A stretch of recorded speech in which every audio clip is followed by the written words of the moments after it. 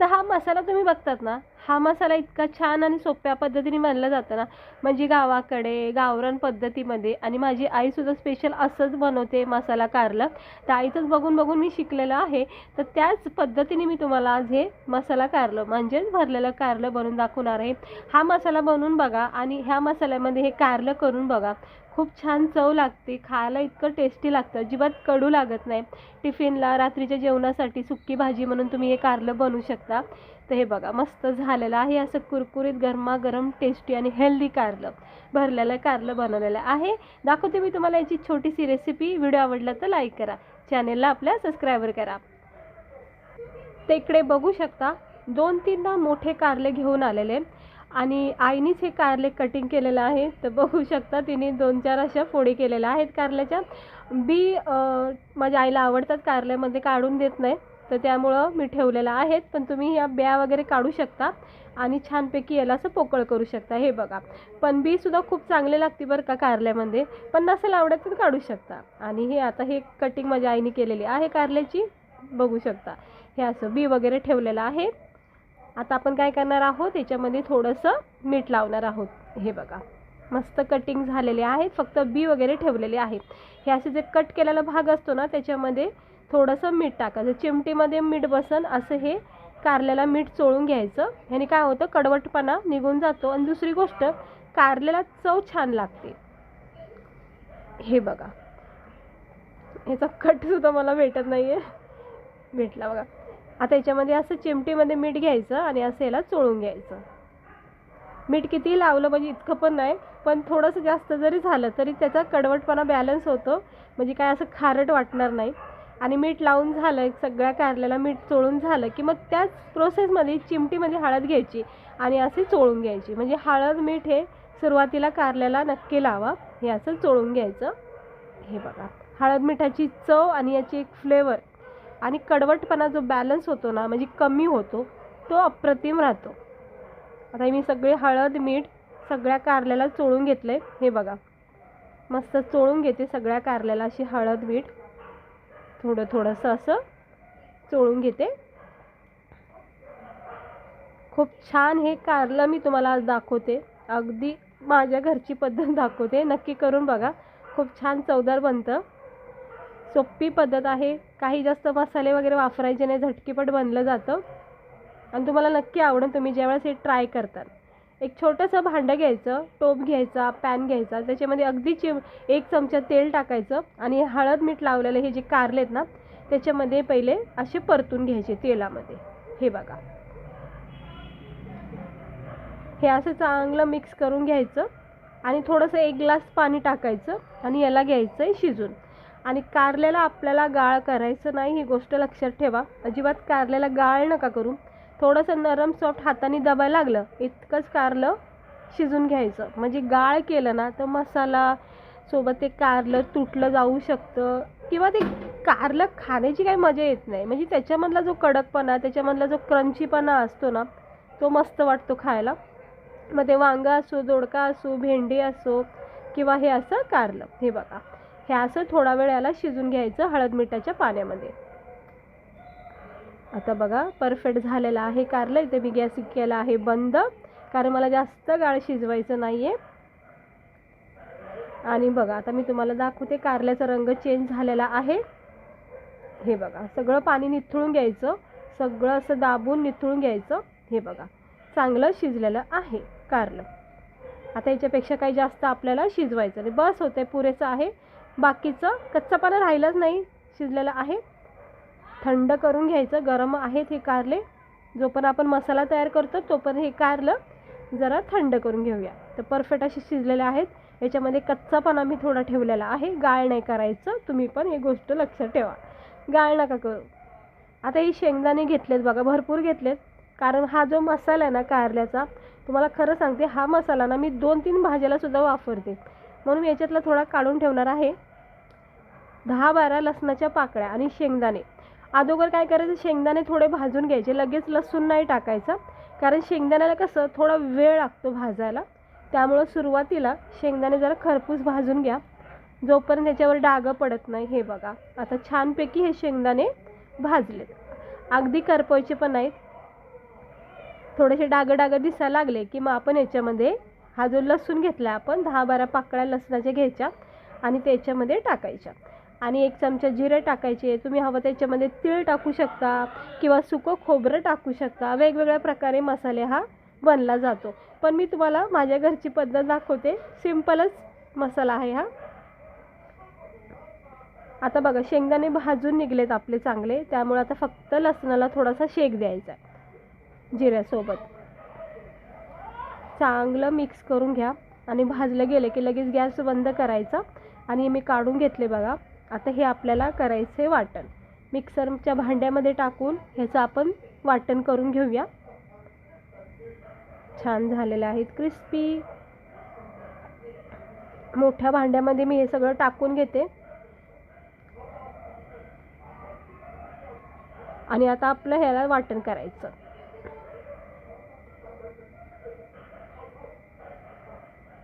हे बघा आता ह्याचं मी एक चांगलं वाटण केलेलं आहे.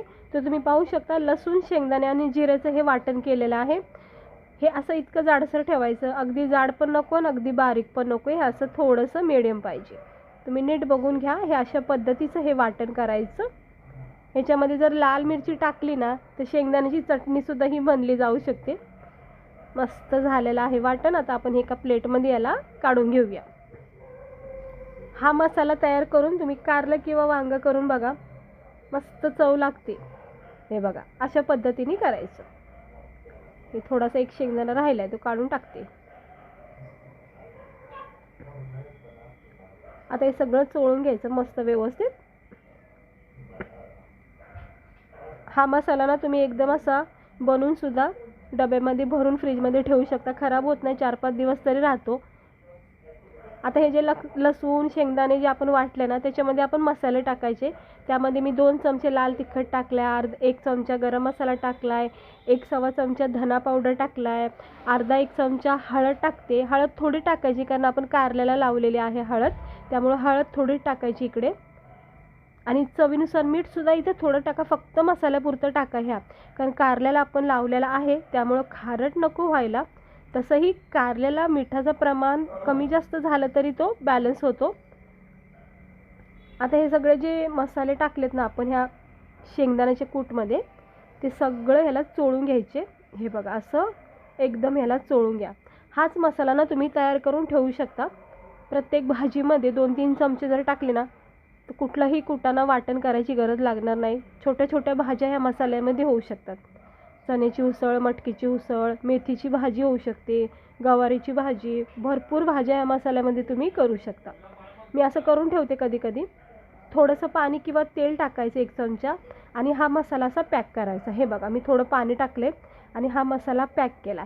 असा मसाला पॅक झाला ना मग कारला असो किंवा वांगा असो, मसाला पॅक राहतो. स्टफिंग आपली पॅक राहते, तेलामध्ये अशी सुटत नाही, निसटत नाही. त्यामुळं थोडासा त्याच्यामध्ये ओलापणा ठेवा.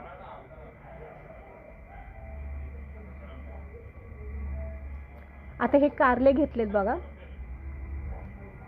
आता हे सगळा मसाला याच्यामध्ये हलक्या हाताने स्टफिंग भरायची. मग तुम्हाला कमी जास्त जितका लागेल तितका भरा. मी कारला असो वांगा असो मला जास्त मसाला आवडत नाही, म्हणजे दोन्ही मसाला असो आणि आपलं जे वांगा असो कारला असो ते पण खाण्याची एक मजा आली पाहिजे का नाही. नुसता मसाला पण खाऊन काय फायदा. ते बघा आता मस्तपैकी पॅक झालाय. हे असं थोडंसं ओला केला की असं पॅक राहतं, सुटत नाही अजिबात. मग जसं आहे तसंच राहणार हा मसाला. चांगला पॅक झालेला आहे आणि कारलं पण आपलं चांगल्या प्रकारे शिजलेलं आहे. याला फक्त आता भाजून घ्यायचं म्हणजे फ्राय करायचं. सेम प्रोसेसनी मी हे सगळे कारले मसाल्यामध्ये भरून घेते. ह्या अशाच प्रोसेसमध्ये तुम्ही वांगं करू शकता, दोडका करू शकता किंवा भरलेली भेंडीसुद्धा तुम्ही अशी करू शकता.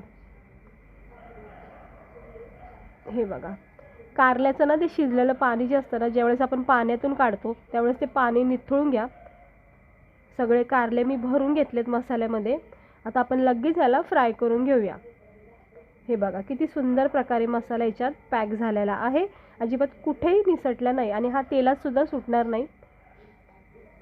पॅनमध्ये थोडं तेल तापत ठेवायचं आणि एक एक कारल्याच्या फोडी आपण इथं सेट करून घ्यायचं. गॅस अगदी स्लो करायचा आणि मंद आचेवर याला कडक करून घ्या. आणि उरलेला थोडासा मसाला ह्याच्यामध्ये टाकला तरी छान वाटेल खायला. आणि नाही टाकलं तर नॉर्मल हे कारले भाजून घेतले तरी बस आहे, फ्राय करून घ्यायचे. तर मी थोडासा मसाला टाकते आणि बाकीचा ठेवून देते, कारण भरपूर सारा मसाला झालेला आहे. हे बघा, थोडासा मसाला टाकते, छान वाटतं भाकरीसोबत भातासोबत खायला.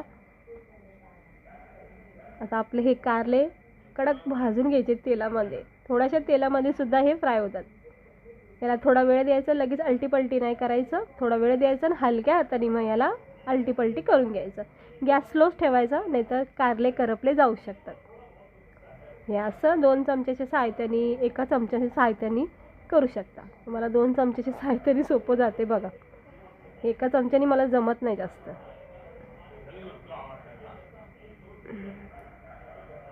हे बघा, पलटी होत नाही मला 1 चमच्याने कधीच, 2 चमच्याने मी व्यवस्थित करता येतं.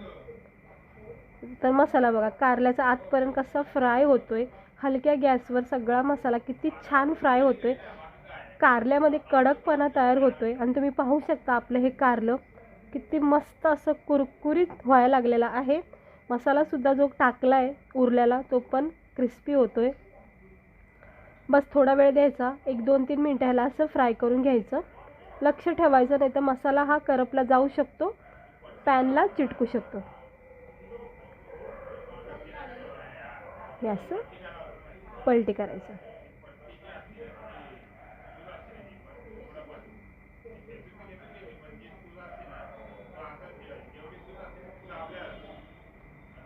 हे बघा मस्त झाले का नाही आपलं हे भरलेलं कारलं.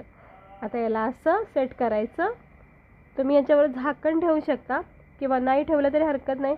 झाकण ठेवल्याने काय होईल, वाफेवर जास्त पिचपिच होऊ शकतं कारलं. आणि कारलं आपल्याला कसं असं गरमागरम असं क्रिस्पी पाहिजे. हे बघा मस्त कडक झालेलं आहे कारलं. मसाला बघू शकता तुम्ही याचा किती छान भाजला गेला आहे. आणि हे आता आपलं हे भरलेलं कारलं केलं आहे बघा, तुम्ही पाहू शकता किती छान क्रिस्पी कुरकुरीत हे कारलं झालेलं आहे तयार. मसाला अजिबात कारल्याचा कुठेही निसटला नाही किंवा सुटला नाही. म्हणून अशा पद्धतीने मसाला तयार करायची. टेस्ट इतकी भारी लागते, अजिबात कडू लागणार नाही, भाकरीसोबत अप्रतिम लागतो. माझं तर खूप फेवरेट आहे हे मसाला कारला. तर माझं आज मन झालं होतं, तुम्हाला पण व्हिडिओ शेअर केलेला आहे, पाहू शकता तुम्ही. खूप छान लागतं, हेल्दी आहे, आपल्यासाठी खूप पौष्टिक आहे कारलं. नक्की ट्राय करून बघा. भरलेलं कारलं जर आवडत असेल तर हे अशा पद्धतीने एकदा करून बघा. सोपा मसाला सांगितलेला आहे, पण चव मात्र भरपूर छान लागते. चपातीसोबत, भाकरीसोबत, डाळ भात वगैरे केला की तोंडी लावायला सुद्धा तुम्ही असं मसाला कारला करू शकता. तर बघा मस्त झालं आहे का नाही आपलं हे भरलेलं कारलं. आवडले असेल व्हिडिओ तर लाईक करा, चॅनेलला सबस्क्राईबर करा आणि असं कारलं एकदा नक्की ट्राय करून बघा. आणि खूप छान लागतं बरं का हे कारलं, एकदा तरी नक्की ट्राय करून बघा. भेटते मी तुम्हाला पुढच्या एका अशाच व्हिडिओसोबत.